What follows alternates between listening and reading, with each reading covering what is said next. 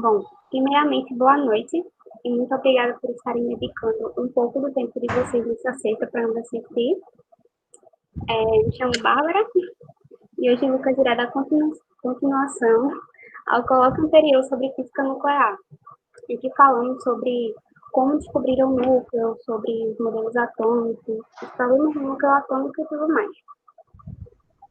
Então, hoje, iremos nos aprofundar mais nos aspectos teóricos da física nuclear para partículas elementares, no qual abordaremos sobre as partículas que têm estrutura interna chamada hadrons. Mas o que seriam esses hadrons? Basicamente, é uma partícula composta formada por um estado ligado de quarks. E existem dois tipos de hadrons, que são os bárions, formados por 3 quarks ou 3 antiquarks, e um exemplo são os próprios prótons e nêutrons, que por muito tempo pensou-se que apresentavam uma estrutura elementar, mas que hoje sabemos que são compostos por 3 quarks. E o outro são os mesons, que são formados de um quark e um antiquark. Os quarks, eles estão sempre confinados em hadron e nunca foram detectados livres, até hoje. Além disso, os quarks não são detectados separadamente, mas sim em grupos de 2 ou 3. E os quarks, junto com os gluons, têm outras propriedades, que a interação entre os dois é que faz com que os quarks permaneçam juntos, e é justamente o que o Lucas irá abordar hoje para nós no colóquio, sobre o interior dos prótons, nêutrons e mesons, falando mais sobre os quarks, os gluons, e qual o papel deles dentro do núcleo atômico. Então, agora, Lucas, com os quarks e gluons. Tudo bem. Muito obrigado, Bárbara, pela introdução aí. Aos que estavam presentes na semana passada, né, já havíamos introduzido aí, como a Bárbara falou, esse tema sobre física nuclear, né, fizemos um sobre a parte 1, onde eu me esforcei ao máximo para não falar de quarks, nem de gluons, nem de termodinâmica, nem de cronomodinâmica quântica, nem de coisas desse tipo, né? Então focamos bem na física nuclear ali, que foi desenvolvida entre os anos 20, mais ou menos, até os anos 50, 60, por ali. E hoje a gente vai dar, então, vamos continuar essa saga, né? De onde paramos e vamos prosseguir aí até passando dos anos 60 e vendo o que nós temos até hoje, né? Então, o que vimos na semana passada era mais ou menos uma aproximação, né, muito boa para certas coisas com que a gente trabalha, por exemplo, fissão nuclear, fusão nuclear, a compreensão do próprio núcleo atômico para várias necessidades, como ligações químicas, ou até o comportamento atômico mesmo, em vários sentidos. Mas que não é o completo, né? Ou seja, não é o fim, né, da linha. O fim da linha é algo bem mais fundamental, como a Bárbara comentou, e é o que a gente vai estudar hoje. E por isso que o título, né, dessa segunda parte do colóquio sobre física nuclear é um mundo de quarks e gluons, né? Ficou quase aquele título do livro do Carl Sagan, né? Um mundo assombrado por demônios, mas nesse caso acho que quarks e gluons, apesar de complicados de compreender, não estão tão ruins assim, né? Que a gente chamaria de demônios. Então, vamos deixar aí o título como ficou. Só para fazer a observação aí de onde nós ficamos, né? Então, na semana passada, nós temos aqui que finalizamos entendendo que o núcleo atômico era uma estrutura composta por prótons e nêutrons, né? Essa figura aqui, apesar de parecer que tem 2 prótons e 2 nêutrons, ela é de um átomo de neônio, se eu não me engano, né? É bem diferente. Isso aqui tem a ver com as densidades de probabilidade, mas, enfim, essa estrutura aqui em azul claro, né? Envolta nela seria a estrutura do núcleo atômico, né? E nós sabemos, ficamos na semana passada, que era composto de prótons e nêutrons. Esses prótons e nêutrons eram aproximados, ou seja, mantinham-se juntos, eram atraídos através de uma força que nós chamamos de força nuclear forte, e nós vimos que essa força nuclear forte era representada por uma partículazinha chamada de pion, né? Esse pion, então, ele era trocado entre prótons e nêutrons, tanto fazendo com que eles se aproximassem, quanto impedindo que 2 prótons chegassem próximos o suficiente para se repelir, e aí você tem uma desestabilidade do núcleo atômico, né? Uma instabilidade, na verdade, né, do núcleo atômico.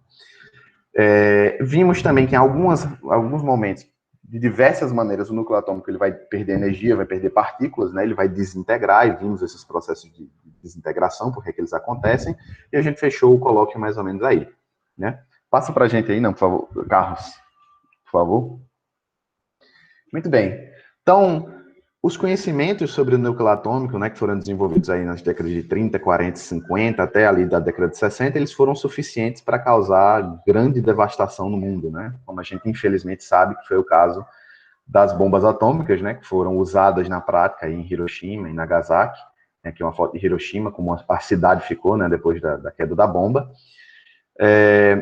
Um pouco depois, aí, 2, 3 anos depois que a bomba atômica foi alcançada, né, os Estados Unidos, depois a União Soviética, chegaram na bomba de hidrogênio, né, que usava os princípios de fusão nuclear e não de fissão, que era muito mais poderosa, né, do que a bomba atômica. E meio que ficou o mundo, então, nessa dicotomia, né, de Guerra Fria, ou seja, se eu tenho bomba, você tem bomba, se você me ameaçar, eu vou te atacar, enfim.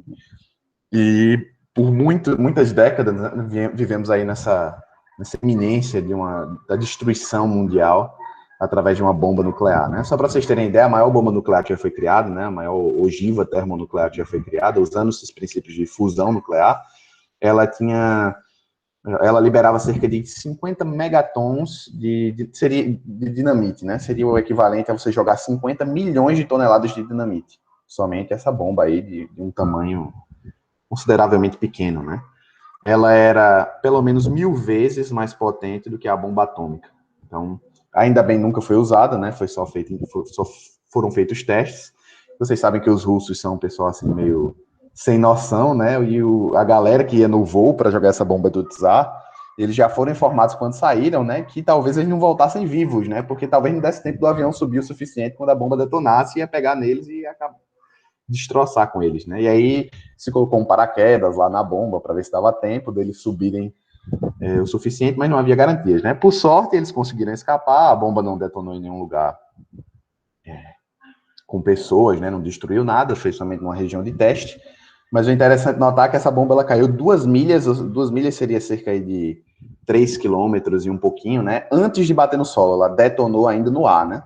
3 quilômetros, cerca de 3 quilômetros antes de chegar no solo. E mesmo assim ela criou uma cratera imensa, né, no chão, só com a onda de choque que ela liberou.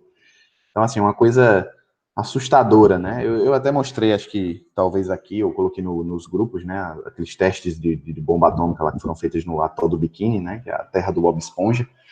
É uma região extremamente radioativa, né, hoje em dia, então creio que deve ser por isso que se desenvolveu aqueles animais falantes e coisa e tal, né, não sei. Mas, enfim, a devastação da guerra, ela trouxe duas coisas, né? Do uso de armas nucleares na guerra trouxe duas coisas. O primeiro foi esse que a gente já comentou, ou seja, um desejo militar por parte de muitos países de desenvolver, de expandir o seu arsenal bélico, né, usando de armas nucleares.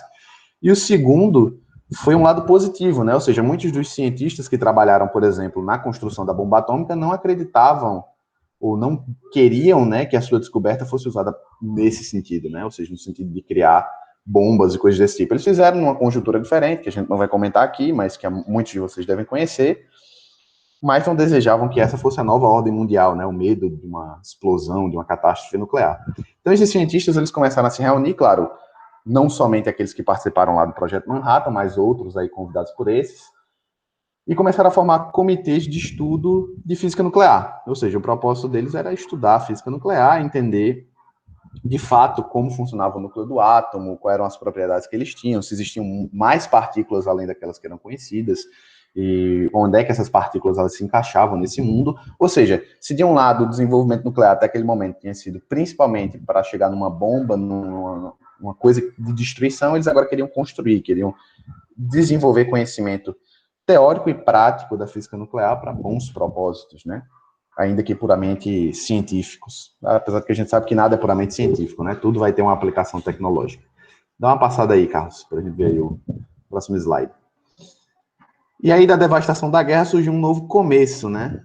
Vocês estão vendo aí que esse novo começo, né, simbolizado aí por 3 fotos que eu escolhi, de 3 lugares que são bem importantes, digamos assim, historicamente, né, nesse contexto que a gente está conversando. Em primeiro lugar é o que a gente chama de SLAC, S-L-A-C, né, que era um laboratório de física de altas energias, era um laboratório nacional, né, recebia verba lá do governo federal dos Estados Unidos, foi fundado em 1966, né, foi um dos primeiros aí do mundo, com o propósito de estudar a física de altas energias, ou seja, de fato, de construir aparelhos e equipamentos, detectores, para que você pudesse medir a situação de partículas em altas energias. Seja câmaras de bolha, né, colisores de partículas, síncotrons, né, enfim. Então, uma série de equipamentos voltados para essa área, né? O SLAC foi um deles. Aqui no meio, poucos vão reconhecer, né? Hoje a gente fala do LHC, né? Que é o grande colisor de hadrons lá do CERN, que tem 17 quilômetros de comprimento, né? Ou seja, dá a volta praticamente por baixo da cidade de Genebra.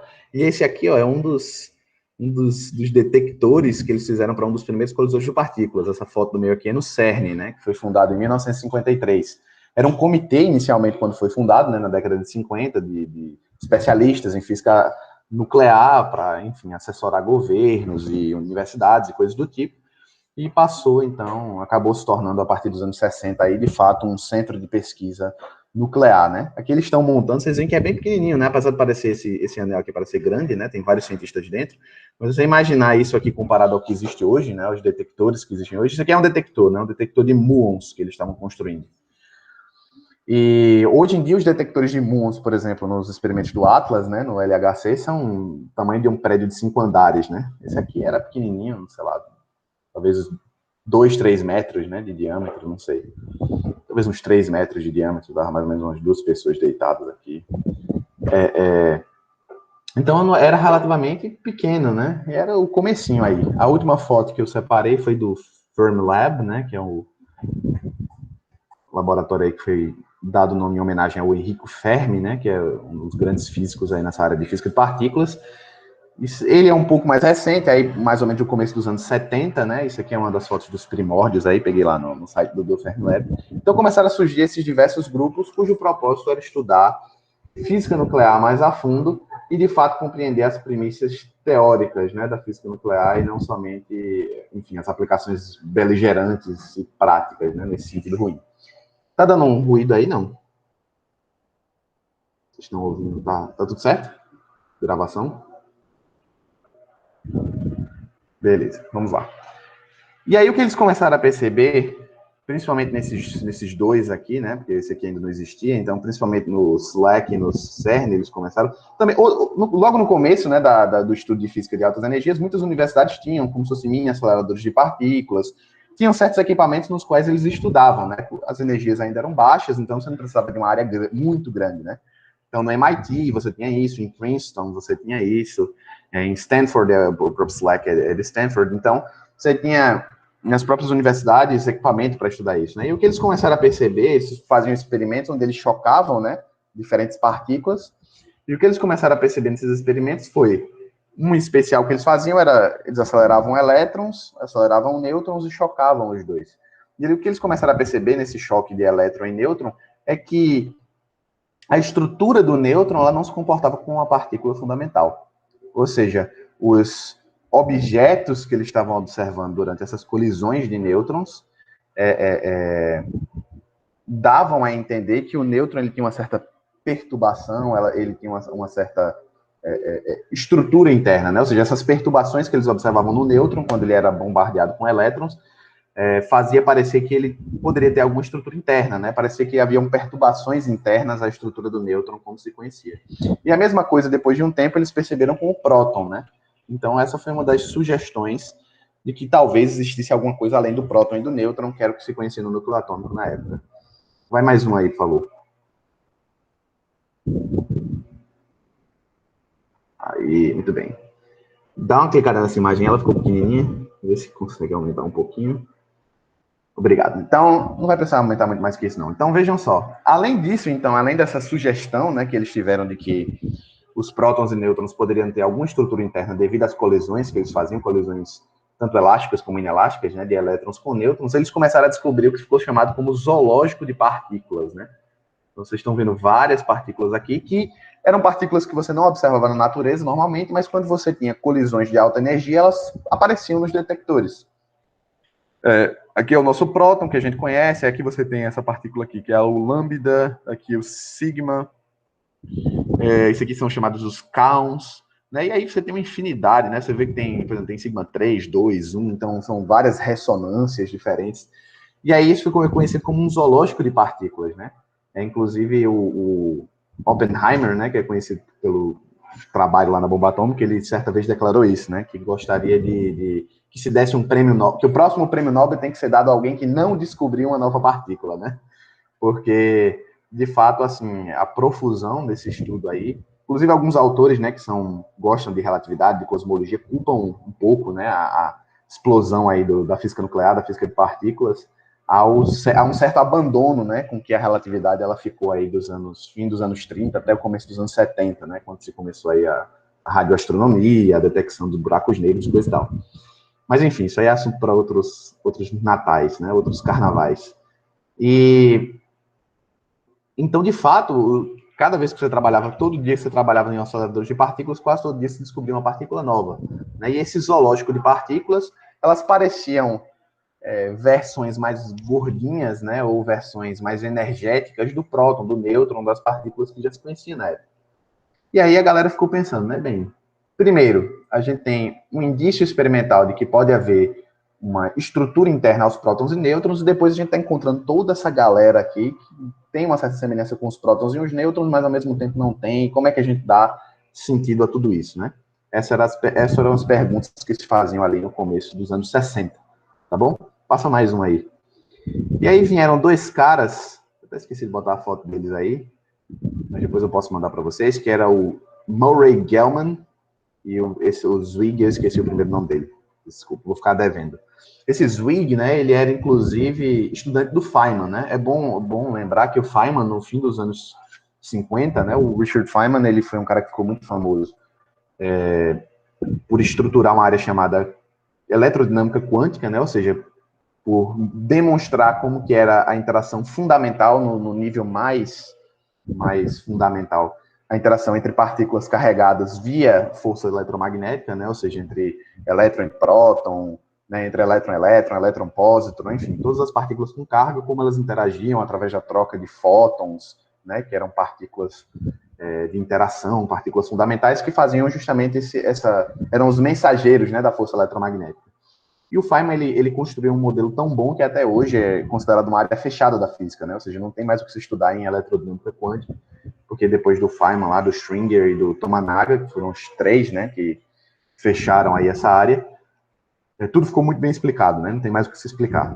E aí o Feynman, ele sugeriu no fim dos anos 50, então aí pouco depois que ele terminou o trabalho na QED, né, na eletrodinâmica quântica, ele sugeriu que poderia existir uma estrutura, né? Foi um dos primeiros a sugerir que poderia existir uma estrutura interna, parte devido a essas coisas que nós comentamos aqui, né? Que existiria uma estrutura interna aos prótons e os nêutrons e a essas partículas, né? Que depois ficariam, como Bárbara comentou, conhecidas como hadrons. E o Feynman, ele chamou elas de partons, né? Os partons seriam os constituintes dos hadrons, né? Seriam essas partículas constituintes. Ele deu algumas sugestões sobre isso, mas não foi muito a fundo, né? Nessa questão. E aí o Zwig, que tinha sido estudante do Feynman, né? De doutorado, foi um pupilo do Feynman, e o Murray Gell-Mann, de maneira independente, eles propuseram aí no começo dos anos 60 duas ideias, né? A primeira ideia, eles disseram que você poderia organizar essas partículas novas que estavam aparecendo no que eles chamaram de simetrias de octeto, né? Então, vocês veem aqui, você tem 1, 2, 3, 4, 5, 6. Aqui, apesar de parecer que só são 7, né? Mas é como se fosse uma figura tridimensional, né? Você tem 6 e aí você tem meio que você sai com duas estruturas assim, e aí na ponta de cada uma você vai ter uma partícula, né? Então seriam 8. Como se você imaginasse duas partículas dividindo esse ponto central aqui, certo? E aí ele disse que se você considera essa simetria, né, esse grupo de simetria que é chamado de SU3, eu não vou entrar em muitos detalhes sobre isso, porque é uma coisa assim, bastante técnica, mas assim, galera que conhece um pouquinho mais de mecânica quântica sabe que quando você fala, por exemplo, do eletromagnetismo, quem estava aqui na palestra de Nan, por exemplo, viu lá na equação de Dirac que você tem 4 matrizes que descrevem o espaço, digamos assim, onde você trabalha na eletrodinâmica quântica, né? Lá na eletrodinâmica relativista, eu diria que na eletrodinâmica quântica também. Então, a gente chama isso um grupo de simetria SU2, certo? Aqui, o que o Gell-Mann e o Zweig descobriram é que você podia fazer um modelo maior de simetria, chamado SU3, e que se você construísse esse modelo de simetria SU3, você teria, então, 8 matrizes, né, que constroem esse sistema SU3, e que essas matrizes, então, elas gerariam esse grupo de simetria, uma coisa mais técnica, mas o importante é que elas te possibilitariam a dividir essas partículas novas que você estava descobrindo em grupos, né? E esses grupos seriam de 8 partículas. E eles eram divididos como? Você conseguia separar partículas, por exemplo, de spin 0, partículas de spin 1 e partículas de spin 1,5. Então, você conseguia dividir esses 3 grupos, cada um com 8 partículas. Próton e o nêutron estão aqui no grupo das partículas de spin 1,5, ó, nêutron, próton, e aí tem outras também nesse grupo, certo? Então, você consegue fazer essa divisão dos grupos. Esses grupos, né, separadamente, eles têm várias similaridades entre si, várias propriedades em comum. Devido a essas propriedades em comum, pouco tempo depois, analisando, então, essas propriedades em comum, Gell-Mann e o Zweig, eles propõem também independentemente, é engraçado, né? Apesar de trabalhar independentemente, mas essas ideias estavam batendo ali.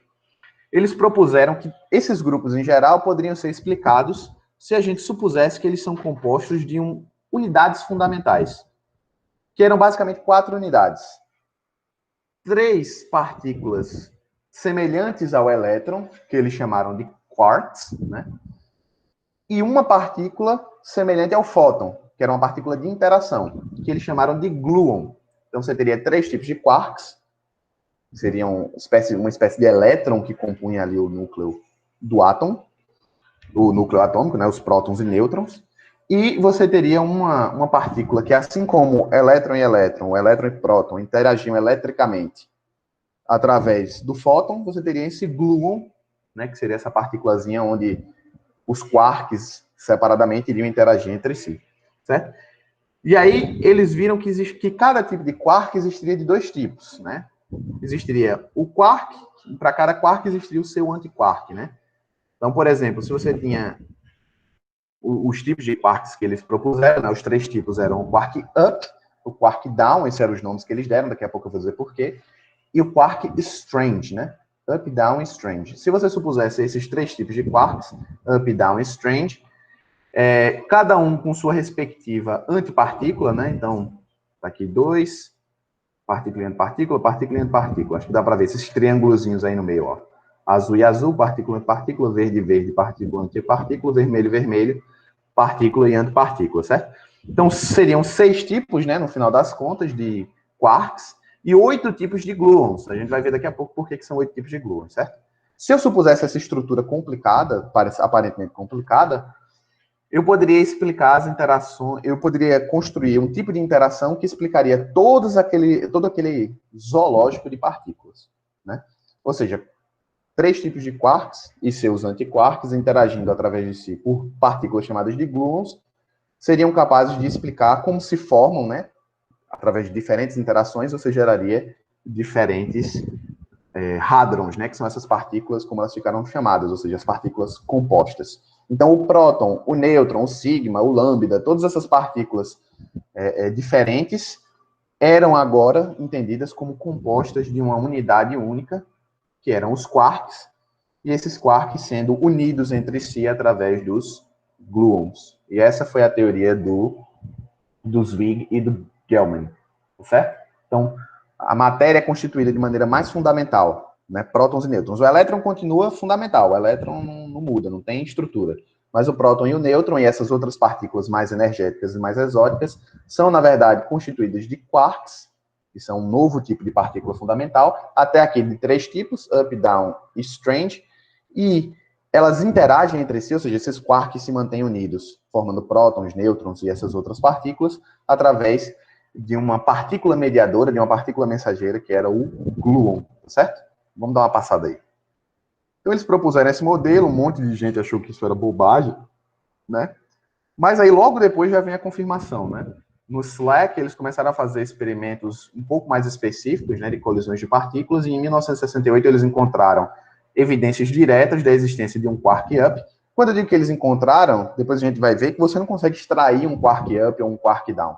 Mas eles encontraram, durante as colisões, evidências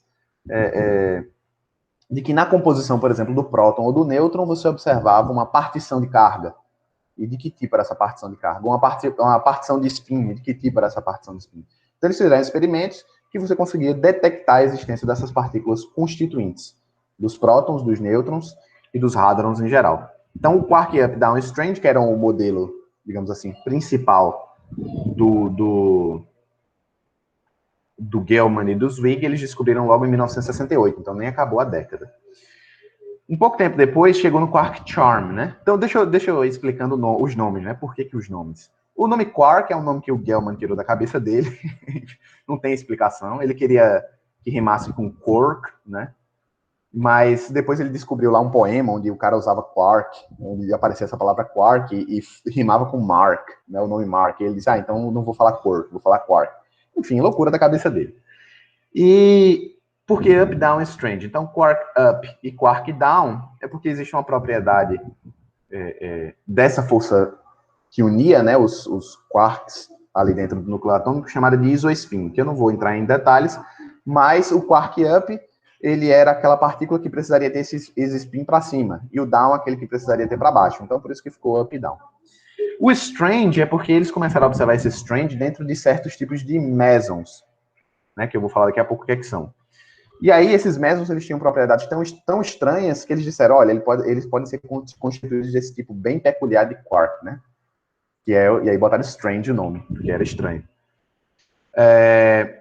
Aí, ali no finalzinho dos anos 70, né, tiveram alguns pesquisadores que sugeriram, eu não vou falar o nome de todos, porque são muitos, na verdade, foram várias sugestões independentes, que do mesmo jeito que você já tinha elétron e muon, né, que eram dois leptons, como se chamava no zoológico de partículas, né, estavam afastados aí desse grupo que a gente está falando de quarks.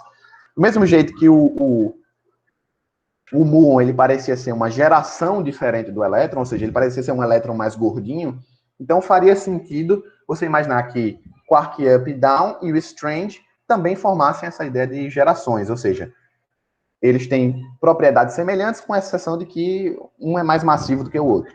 E aí eles propuseram a ideia do quark charm, né? Que foi chamado charm de charmoso mesmo, né? Porque eles diziam que ele trazia uma simetria à teoria, então era bonitinho, então chamado de charm. Então, quark up se tornou um quark de primeira geração. Depois dele vem o quark charm, né? Ou seja, o quark charm ele tinha as propriedades do up, só que ele era mais gordinho. E a mesma coisa para o down e para o strange. E aí você consegue fazer e construir uma ideia de quarks com essas gerações, né? Assim como você tinha para o elétron e para o muon.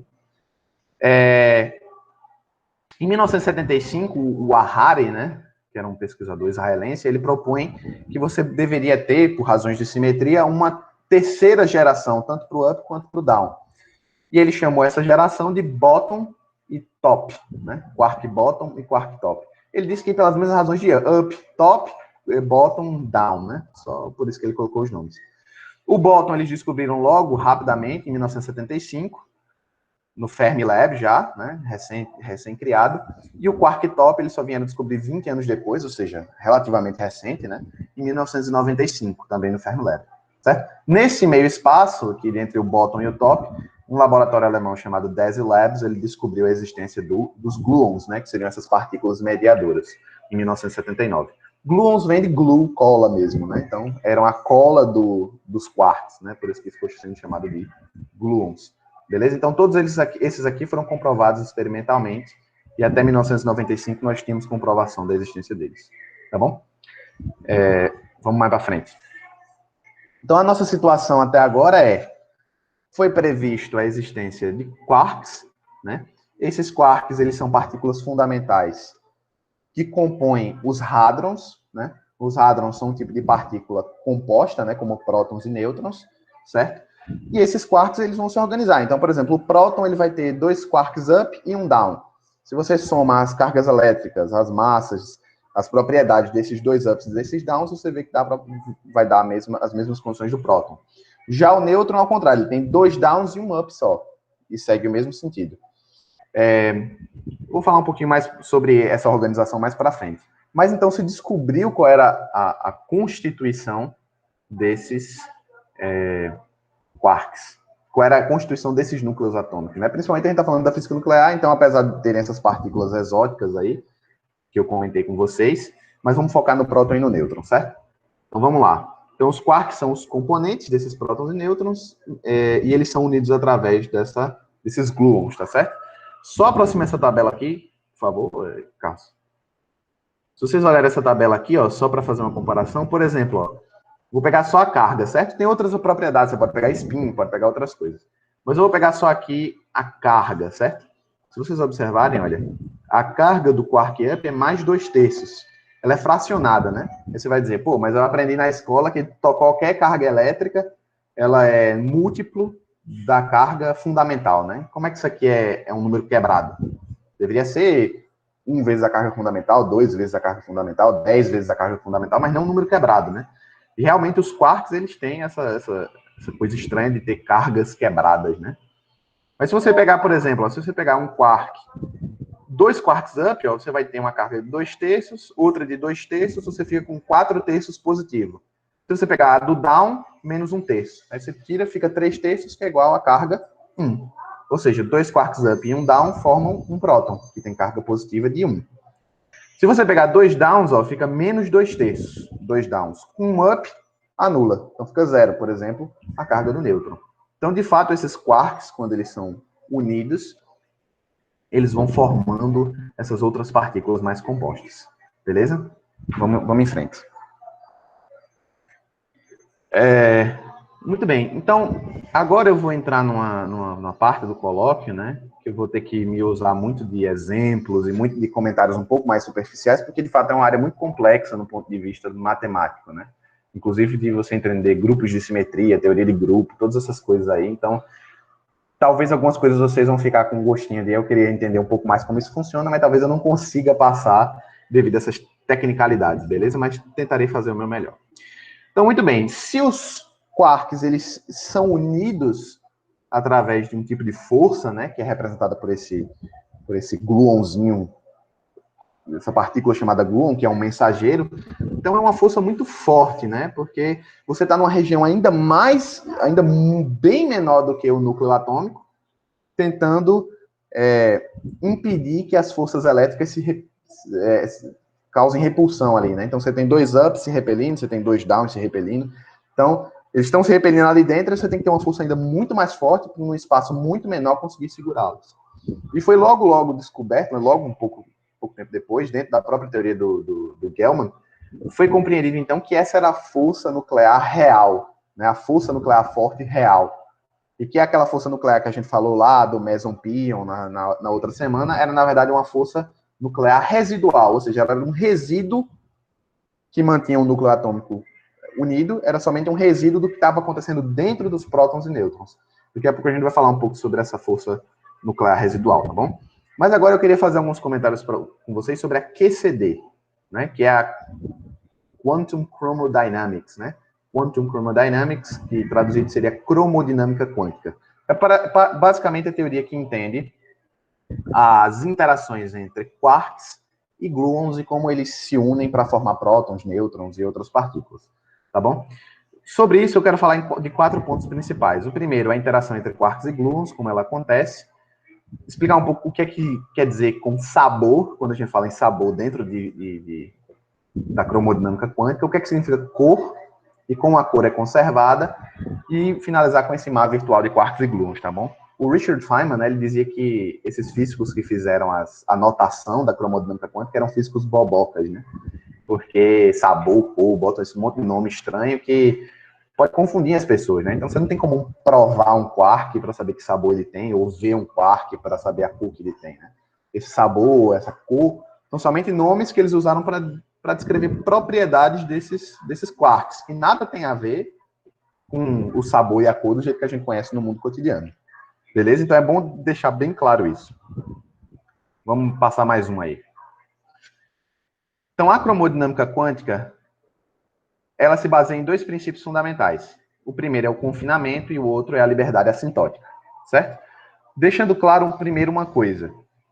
Quando a gente fala de sabor na mecânica, na cromodinâmica quântica, a gente quer falar dos tipos diferentes de quarks que existem. Então, por exemplo, o quark up é um sabor de quark. O quark down é outro sabor de quark. O quark strange é outro, o charm é outro, o top é outro e o bottom é outro. Então, esses diferentes tipos de quarks a gente chama de diferentes tipos de sabores. Tá certo? Quando a gente fala sobre cor, aqui dentro, no contexto da cromodinâmica quântica, não é cor visível, né? Azul, verde, amarelo, do jeito que a gente vê. Mas é um tipo de carga, que nem a carga elétrica, que vai fazer com que os quarks eles interagem entre si, eles se atraiam, ou eles, na verdade, se atraiam, né? Só existe essa condição. Daqui a pouco a gente vai entender por quê. Então, os quarks eles interagem entre si porque eles têm uma propriedade chamada cor. Elétron, por exemplo, ele não tem essa propriedade de cor. Relembrando, cor não tem nada a ver com cor visível, certo? É uma propriedade, tipo uma carga elétrica, tipo a massa, tipo o spin, é uma propriedade dessas partículas. Então, somente os quarks eles possuem cor. E, portanto, só eles podem interagir fortemente, certo? Através dessa força nuclear forte. Essas cores, eu vou falar daqui a pouco, elas são de 3 tipos, basicamente. E é por causa dessas cores que eu vou observar esses fenômenos de confinamento e que, num caso limite, eu vou observar a liberdade assintótica, certo? Então, basicamente, o que é que vai acontecer? Isso aqui é o que a gente chama de diagrama de Feynman, né? Descreve a interação de partículas fundamentais. Mas, basicamente, o que vocês veem é o quê? Você vai vir um quark com uma determinada cor, por exemplo, verde aqui. Ele vai liberar, vejam aqui, ele vai liberar um gluon, que vai ser representado por essa molinha, né? A partícula gluon. E ele antes era um quark qualquer, pode ser um up, um down, tanto faz, mas ele tinha a cor verde, ou seja, a carga de cor que ele carregava era verde, e quando ele liberou o gluon, ele ficou com uma carga de cor azul. Ao mesmo tempo, um quark que vinha com a cor azul recebeu aquele gluon e saiu agora como um quark de cor verde. Certo?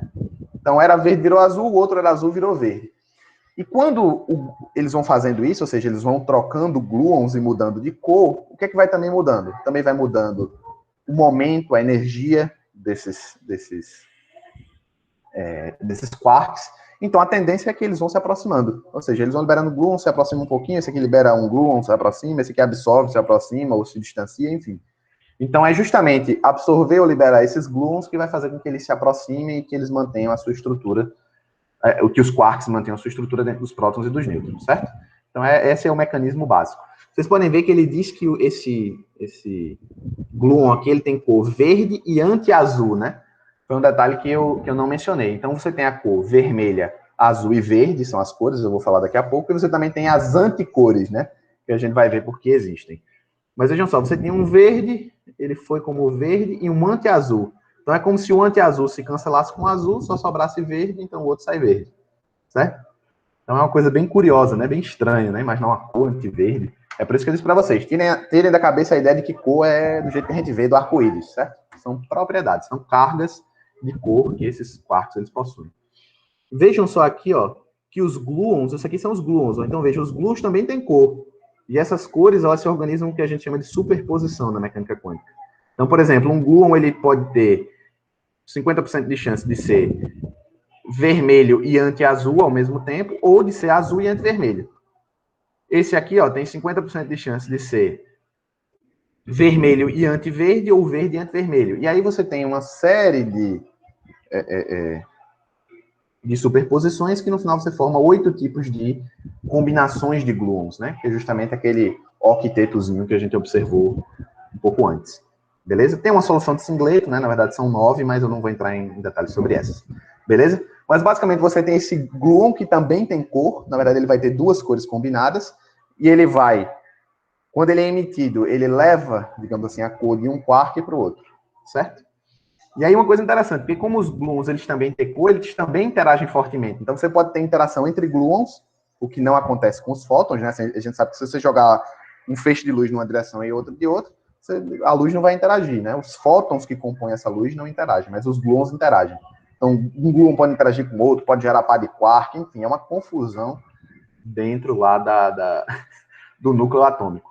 Tanto que se vocês forem comparar, se você pegar a massa dos 3 quarks que formam o próton e pegarem a massa do próton é muito menor do que a massa desses 3 quarks.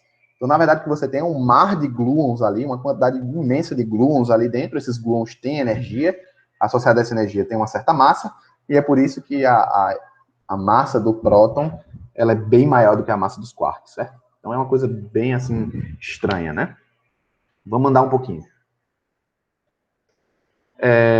Então, conservação de cor e confinamento. Isso aqui é a regra básica que você tem que entender sobre a cromodinâmica quântica, sobre como funciona os quarks. Se você entendeu isso aqui, você já está bem, é o suficiente, é o que você precisa saber para não ser um idiota, né? Como o livro lá do escritor, cujo nome não irei mencionar.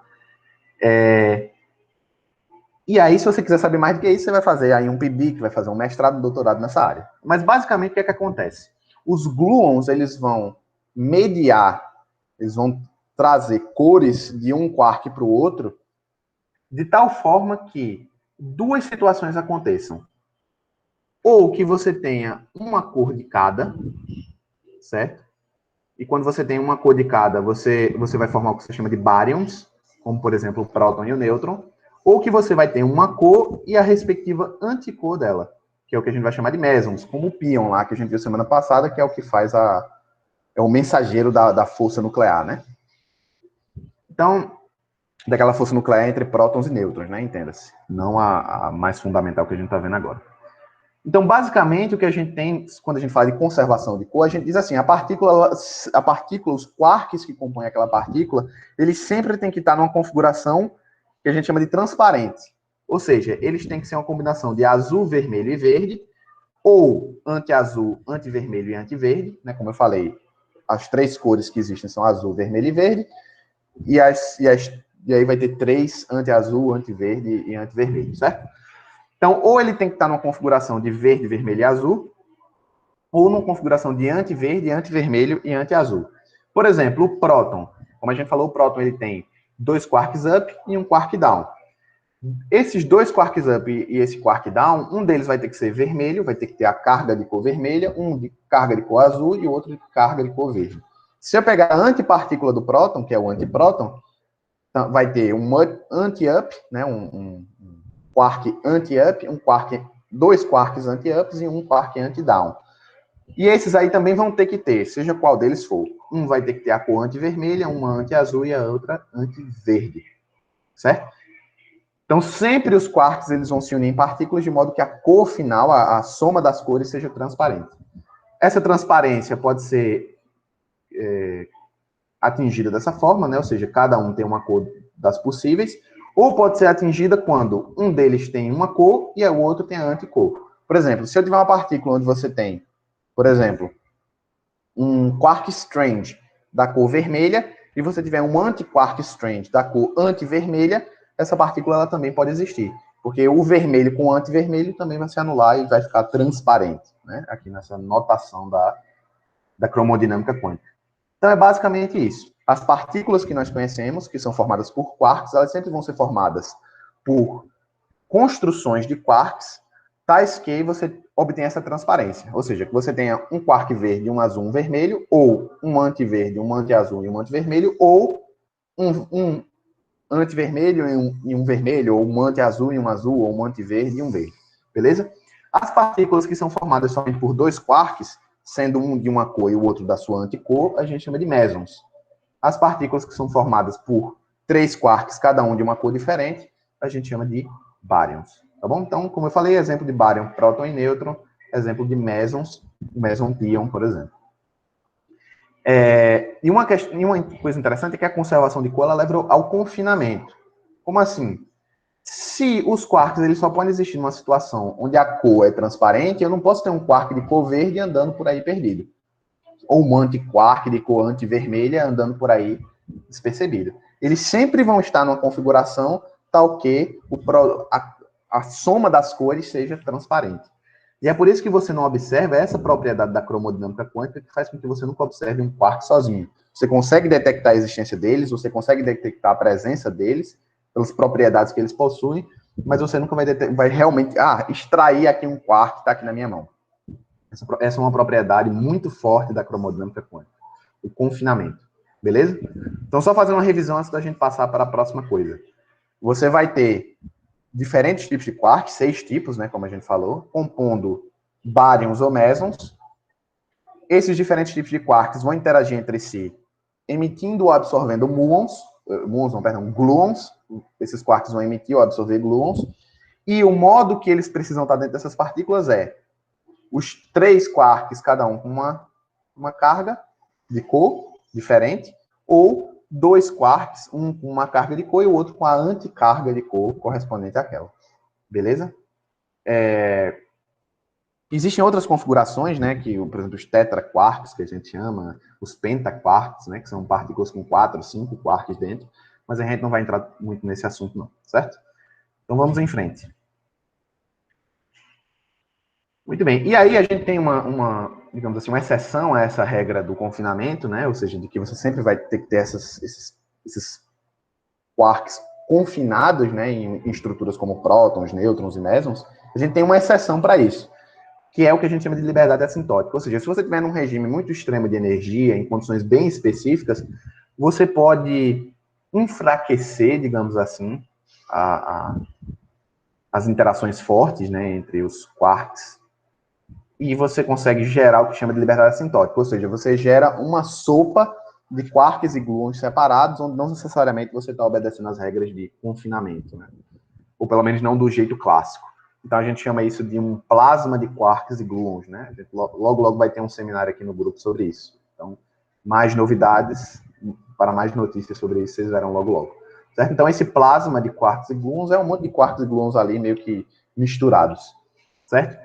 Isso é atingido quando a gente encontra essa liberdade assintótica. Mas, nos casos gerais do dia a dia, você vai ter os quarks confinados em prótons, ou em nêutrons, ou em mesons, obedecendo a regra lá da transparência das cargas de cor. Beleza? Vamos em frente. Muito bem, e aí, para fazer um comentário final nessa sessão, eu queria falar um pouco justamente sobre essa força forte residual, né? Ou seja, a gente havia entendido no colóquio passado que a força forte é o que junta o próton com o nêutron. Então, aqui eles aí na imagem, né? Entre prótons e nêutrons. Mas peraí, como é que a força nuclear forte é isso? E agora você está dizendo que a força nuclear forte, na verdade, é a interação entre quarks com os gluons. Bem, a conclusão aqui, né, para a gente não entrar muito nesse assunto, é que, na verdade, ambos são a força forte. A diferença é que a força forte real é aquela dentro do próton, dentro do nêutron, que está ali unindo os quarks. E a força forte residual, ou seja, um resíduo dela, é o que faz com que o núcleo atômico, ou seja, com que prótons e nêutrons fiquem juntos no núcleo, certo? O que vai acontecer? Ó, se vocês observarem aqui, devido a essa atividade dentro dos prótons e nêutrons, como eu falei, isso é muito complicado, você tem um gluon que interage com ele mesmo, que interage com um outro quark, que faz isso e aquilo, você vai ter uma maior probabilidade de você criar pares de partículas. Então, olha aqui, ó, você vê um próton aqui, ó. Então, vocês veem que esse próton, o que vai acontecer? Bem quando esse próton estava chegando aqui para interagir com o nêutron, ele liberou, ó. Na verdade, bem quando esse próton estava chegando, o nêutron estava vindo, surgiu aqui, ó, foi criado um par de partícula-antipartícula, ó. São 2 quarks. E aí, um desses quarks, ó, tomou o lugar do quark que estava no próton. Ó. Então, você vinha aqui o próton, quark down, quark up e quark up. Quando eles chegaram perto, o próton do nêutron, o que aconteceu? O quark up escapou, entrou um quark down, e aí ficou down, up, down, aí virou um nêutron, e esse up que escapou se juntou com o anti-down, que foi gerado ali no processo de criação, e ele entrou no nêutron. Quando ele entra no nêutron, ele se aniquila com um dos downs do nêutron e deixa lá dentro do nêutron um up. E agora o nêutron fica com up, up, down, vira um próton. Então, aquele mesmo processo que a gente falou na semana passada, né, de nêutrons virando prótons, prótons virando nêutrons, de fato acontece. Mas por quê? Por causa de um escapezinho que acontece, de um meson, né? Tá aqui o meson pi positivo.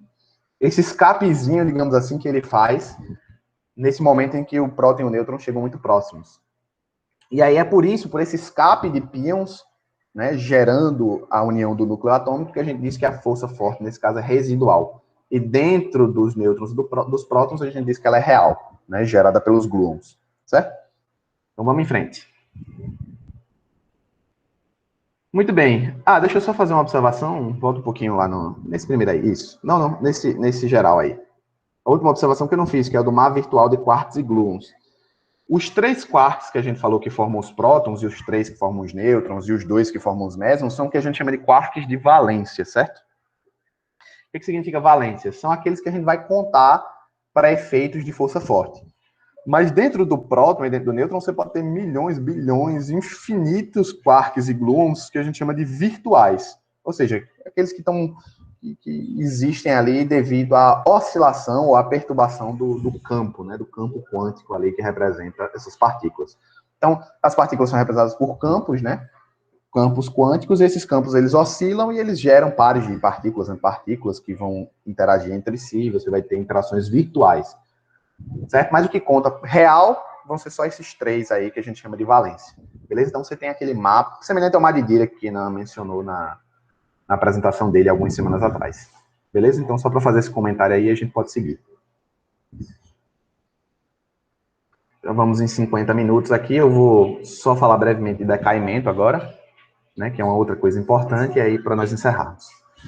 Então, o que é importante? A gente já viu, então, que a força forte foi entendida de maneira bem específica, né, como uma interação de partículas fundamentais. Então, do mesmo jeito que você tinha, por exemplo, o elétron, que era uma partícula fundamental, o pósitron, que era uma partícula fundamental, interagindo eletricamente entre si através do fóton, que também era uma partícula fundamental. Então, você tem toda uma teoria elétrica fundamental. Agora, a gente também construiu uma teoria para a força nuclear forte, que é fundamental. Você tem os quarks, que são fundamentais, interagindo através de gluons, que são fundamentais.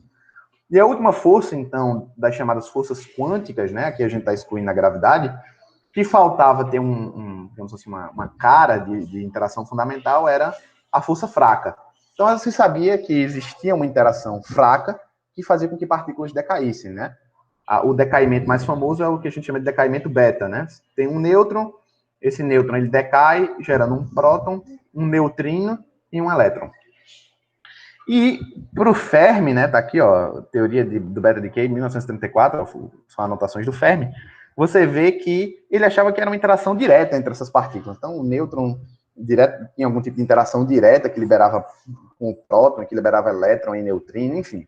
Funcionava para o entendimento rudimentar deles, né, do decaimento beta, mas logo foi visto que você precisava de uma teoria um pouco melhor, né? E essa teoria, então, foi a teoria que introduziu os bósons de força fraca, né? Ou seja, introduziu partículas que mediavam esses decaimentos de partículas.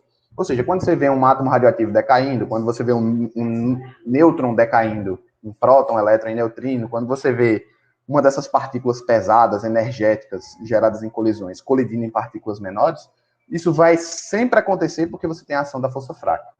E a roupagem que ela recebe aí, principalmente pelo Steven Weinberg, o Abdus Salam, né, a galera ali no fim dos anos 50, é que você vai ter partículas que são emitidas no momento em que há interação fraca, e que essas partículas, então, são as responsáveis pelo decaimento radioativo, certo?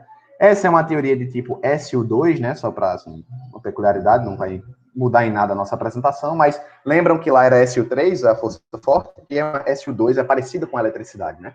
Tanto que pouco tempo depois, o próprio Weinberg, Abdus Salam, a galera lá, conseguiu unificar a força elétrica e a força forte e descrever uma força mais fundamental chamada força eletrofraca, perdão. A força forte, né, é descrita pela simetria SU3, como a gente falou no começo.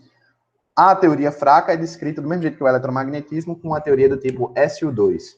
Por serem teorias simétricas muito parecidas, foi capaz de unificá-las com bastante precisão, então você tem uma força eletrofraca, né? Pronto, agora tá certo. Mas a gente não vai falar de força eletrofraca, aqui a gente não está falando de teoria de unificação, né? O que importa é que, de fato, foi postulado a existência de partículas, assim como os gluons, como os fótons, que seriam mensageiros da força fraca. Essas partículas elas foram chamadas de bósons W e bósons Z. Então, só para a gente ver como é que acontece essas coisas, vejam só.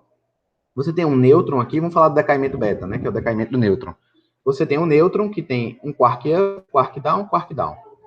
Ele vai vir aqui em um determinado ponto, esse quark down, ele vai emitir um bóson W. Vocês estão vendo aí, ó. Ele emitiu o bóson W, um bóson W negativo, ou seja, carregado negativamente. Esse bóson W, ele é massivo, então ele vai se quebrar facilmente, e ele vai se quebrar em um neutrino do elétron e em um elétron, certo? Então, justamente o que você tem é isso. Você tem um nêutron, ele emite esse bóson W. Quando ele emite o bóson W, o quark down vira quark up. E aí up e up down não é mais nêutron, é próton agora. Então o nêutron virou um próton e emitiu no processo um elétron e um neutrino. Do mesmo jeito que o Fermi disse que acontecia, só que agora através da mediação de um bóson, que a gente chamou aqui de bóson menos, porque está carregado negativamente, né, para poder gerar o elétron negativo. Dá uma passada aí. Estamos chegando no final. Então, o mesmo princípio do bóson menos, que vocês viram no decaimento beta, você também vai ter um bóson do tipo mais, tá certo? E um bóson Z0, que é um bóson neutro, não tem carga elétrica. Esses 3 bósons foram descobertos, são partículas, né? Foram descobertos em 1973, na câmara de bolhas lá do CERN. E basicamente é isso que eles fazem, né? Ou seja, uma partícula vai se transformar em outra partícula, emitindo ou absorvendo um desses bósons, tá certo? Com exceção do Z. Então, vocês veem aqui que todas elas são interações através do W. Ó. Não sei se dá para ver na figura aí. Ó. Se emitiu, ó, você tem aqui o quark top, por exemplo, aqui em cima, ó, bem pesadão. Ele emite um W+, e vira um quark bottom. Certo? Aí o quark bottom emite um W- e vira um quark charm. O charm emite, vira strange. E assim vai. Certo?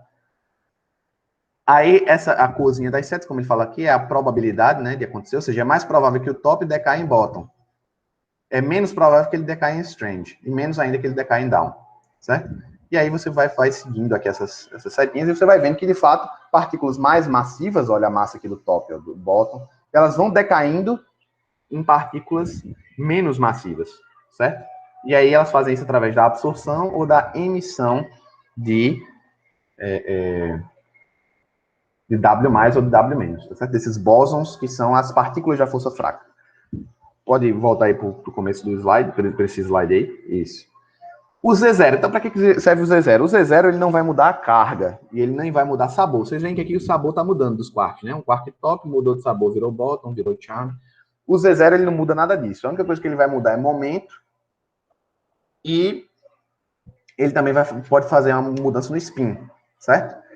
Por que ele está aí, então, se ele é tão inexpressivo? Porque a predição teórica, que foi confirmada depois experimentalmente, apesar de ser muito difícil de confirmar isso experimentalmente, né, mas existem bons indícios experimentais, é que se o neutrino, né, que é uma partícula pouquíssimo interagente, o modo mais fácil de você ver ela interagindo é quando ela emite um bóson Z0. Então, o Z0 ele é importante por isso. É uma partícula que está envolvida na força fraca, e a única importância dela estar aqui junto com essas duas, que são as que fazem a maioria do trabalho, é a importância que ela tem em interações de neutrinos, tá certo? São muito difíceis de interagir, então se eles interagem de alguma maneira, a gente está interessado em saber como é. Certo? Passemos aí. Muito bem. Então, basicamente, a nossa reestruturação das coisas nos deixa da seguinte maneira. Prótons e nêutrons, que antes eram as nossas partículas fundamentais. Vai lá no finalzinho, pode ir lá. Isso. Então, os prótons e nêutrons, eles são nossas partículas fundamentais, certo? Que a gente achava que eram fundamentais ali no núcleo do átomo, foram provados que, na verdade, eram compostos por partículas menores, que eram os quarks. Os quarks existem em 6 sabores, como a gente viu, né? 6 tipos diferentes, vão interagir entre si usando partículas chamadas gluons, que são a partícula mediadora da força nuclear forte, né? Essa força nuclear forte ela pode escapar um pouco de dentro do próton e do nêutron e se manifestar no núcleo atômico em geral. É a força forte residual, certo? Vimos como é que essa interação acontece, né? De modo a criar aquele confinamento, aquela transparência das cores. E encerramos comentando de que também existe uma teoria fundamental para a força nuclear fraca, para a força de decaimento radioativo, que é através da emissão desses bósons W e Z, certo? Eu botei desenvolvimentos com S, né? Mas, na verdade, o que eu queria comentar era um principal, né? Quando os caras estavam estudando a força fraca, principalmente, eles viram que, inicialmente, a partícula que media a força fraca, ela deveria ser sem massa, mas depois ela deveria aparecer massa, assim, magicamente, né? Então, como é que um negócio começa sem massa e passa a ter massa? Né? E eles se usam disso, ou seja, para a teoria fraca ela funcionar, eles se usam de um mecanismo que era muito novo na época, chamado mecanismo de Higgs, né? Que era, que você já imagina aí, o bóson de Higgs. Né? E esse bóson de Higgs ele foi uma lenda, né? Foi chamado até de partícula de Deus, né? Pela mídia, porque de fato era o mecanismo que dava massa às partículas. Ele era importante para que as teorias forte e fraca todas funcionassem em certas escalas de energia. E a gente sabe que somente em 2013, né, ou seja, muito recentemente, é que ele foi confirmado a existência dele experimentalmente através do LHC, né? Então, algo que a teoria forte e a teoria fraca exigiam como uma necessidade para que elas funcionassem, né, o modelo padrão em si, de partículas, foi provado como existente de fato, né? Então, esse é um desenvolvimento posterior interessante. Esse quark, esse bóson de Higgs, ele decai, né, em quark stop, né? Então, mais uma importância aí de compreender a teoria dos quarks, né? Não seria possível, se a gente não entendesse a teoria dos quarks, identificar o bóson de Higgs. Os principais desenvolvimentos posteriores que nós temos hoje nessa parte da física nuclear, né, de quarks e de gluons, primeiro, é compreender que não se compreende direito como é que funciona o plasma de quarks e gluons, então é uma coisa muito, muito, muito recente, quem trabalha em partículas aí é uma área bem interessante de se entender. Uma outra área muito comum aí dentro da física de partículas, nesse assunto específico, é você entender a situação dos quarks, o comportamento dos quarks bem no começo do universo, né? Quando, por exemplo, quark-stop, ou quark-charm, ou strange, porque a gente viu, peraí, o próton e o nêutron são formados de up e down, somente. E os outros 4 tipos de quarks? A gente só observa a existência deles em colisões de partículas em alta energia, mas eles rapidamente decaem em outras partículas. Mas no começo do universo, onde você tinha altas energias, eles eram comuns, e eles faziam parte da dinâmica do universo. Então, entender como a existência comum desses outros tipos de quarks alterou a dinâmica do universo primordial, também é uma coisa que está bem, digamos assim, em ordem, né? Na moda, por assim dizer. Outra coisa é entender os próprios mecanismos do Higgs, né? Ou seja, como o bóson de Higgs funciona. Em especial, como o bóson de Higgs pode ser a chave para você entender essas gerações de quarks, né? Porque tem 6 quarks diferentes. É uma outra coisa que também está bem na moda, assim, por assim dizer. Moda quer dizer que está em pesquisa atualmente, né? E eu acho que, principalmente, uma das coisas é a tentativa de você expandir esse modelo, né? Você tem um modelo de quarks, você tem um modelo dos leptons, que são praticamente elétrons e versões mais gordinhas deles, que é o muon e o tau, e os neutrinos. E esses caras, eles vão interagir através dos mediadores, que é o gluon, o fóton para a força elétrica, os bósons aí que a gente já comentou, para a força fraca, e o bóson de Higgs. E existem algumas evidências de que, na verdade, você precisa de mais, né? Uma das principais é a necessidade de você ter uma partícula mediadora da gravidade, né? A força gravitacional não entra aí dentro das forças fundamentais. Então, talvez você tenha uma teoria fundamental para a gravidade. Certos tipos de comportamentos, como, por exemplo, a massa dos neutrinos, que não é muito bem explicado pelo modelo de partículas que a gente conhece hoje em dia. Então, tudo isso poderia vir à descoberta, né? Poderia levar à descoberta, se verdade, do que a gente chama de partículas supersimétricas, né? Então, poderia ter uma partícula supersimétrica do quark up, um parceiro supersimétrico, o quark down teria o seu parceiro supersimétrico. Então, de fato, descobrir essas partículas bem exóticas aí, que iriam expandir a nossa noção do modelo de partículas atual. Mas tudo isso são algumas coisas já estão bem desenvolvidas experimentalmente, outras são mera previsão teórica, né, como as partículas supersimétricas, ainda não se sabe muito sobre isso. Mas, enfim, são desenvolvimentos posteriores aí que alguns de vocês provavelmente estudarão no futuro aí, se forem para a área de física de partículas. Tá bom? No mais, eu gostaria de agradecer a atenção de todos. Acho que o colóquio não foi tão grande quanto o último. Conseguimos fazer um pouco menor. E, ademais, é isso. Se tiverem perguntas aí, tentaremos respondê-las.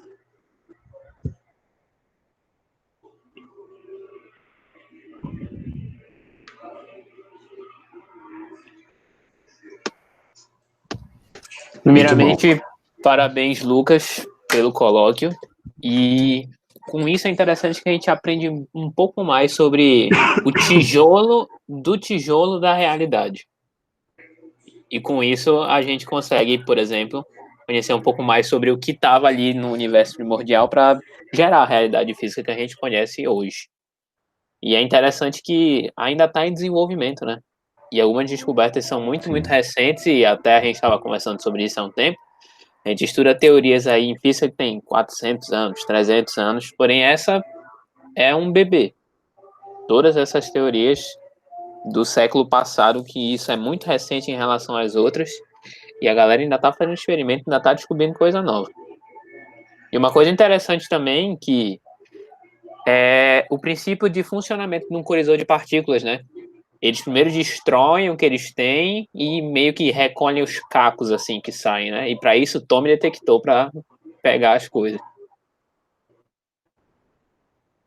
Então, mais uma vez, parabenizo pelo colóquio, muito completo, e eu realmente tinha muita curiosidade, muita dúvida nesses campos, porém muitas delas já foram sanadas aqui e vai ser de grande ajuda, tanto para as cadeiras posteriores aí, tanto para a própria curiosidade. Aí. E temos uma pergunta de Arthur. Lucas, quando você falou sobre as cores dos quarks, você mostrou que esse ramo também é probabilístico, como um quark tem a probabilidade de ter uma cor ou outra. Então, no caso de um quark que tem a cor A, pode mudar para a cor B? Pode. Ele vai mudar a mudança de cor, ele pode acontecer através da. Você pode ter, por exemplo, assim, de cores, né? Sim, eles vão mudar de cores. A própria ideia da cromodinâmica quântica é que eles estão mudando constantemente, né? Ou seja, um que é azul vai emitir um gluon e vai se tornar verde. Aí o outro que era verde recebe esse gluon e se torna azul. Um que era vermelho emite um gluon e se torna verde. Né? Um que era vermelho vira verde, e assim vai. Então, os gluons eles estão fazendo essa constante mudança das cores desses quarks para que você mantenha essa dinâmica, né? Essa dinâmica estável aí dentro das partículas, né? Então, sim, eles estão mudando constantemente de cor.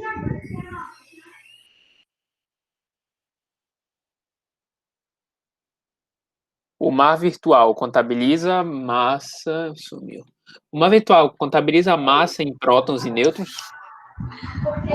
Não o mar virtual, mas o que vai contabilizar, quando você fala de mar virtual, é os campos quânticos, né, que representam os quarks e os gluons, eles vão estar fazendo várias interações virtuais, digamos assim. Que virtual a gente diz no sentido de que não conta para o problema como um todo, né? Mas o que vai contabilizar para a massa dos prótons e nêutrons, na verdade, é a energia associada aos gluons, né? Então, se você somar só a massa dos 3 quarks num próton, ela é muito menor do que a massa do próton em si. A energia associada aos gluons que fazem a interação desses quarks é que vai pesar bastante para chegar na massa do próton, né?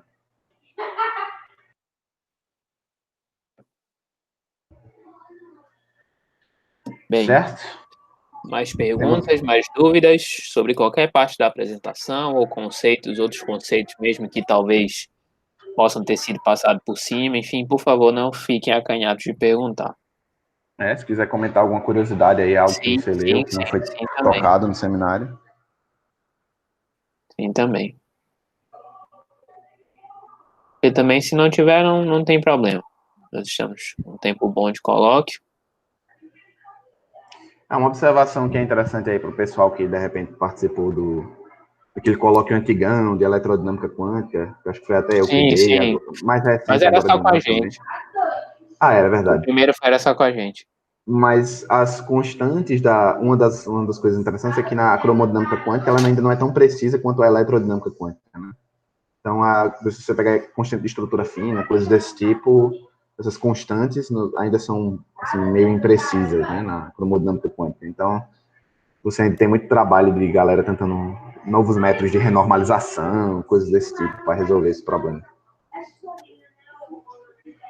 Mais alguma pergunta? Acho que não, Lucas. Beleza. Bem, gente, se não houverem mais perguntas, nós agradecemos de novo pela atenção de todos vocês, por terem tirado de novo esse tempo da sexta para prestigiar aqui o trabalho que a gente está tentando fazer. E, enfim, todo mundo se ajuda. É bom para a gente que está treinando a apresentação, é bom para vocês que estão conhecendo um pouco de coisas novas. Enfim, agradeço demais por mais uma sexta e fiquem ligados nas redes sociais, @QSCUFPB, e nos grupos, se alguém daqui for de algum grupo de física, enfim, que a gente vai estar divulgando lá. Toda vez que tiver, coloque a atividade do grupo. Porém, no mais, uma boa noite, um bom final de semana. E vamos jantar que todo mundo está com fome.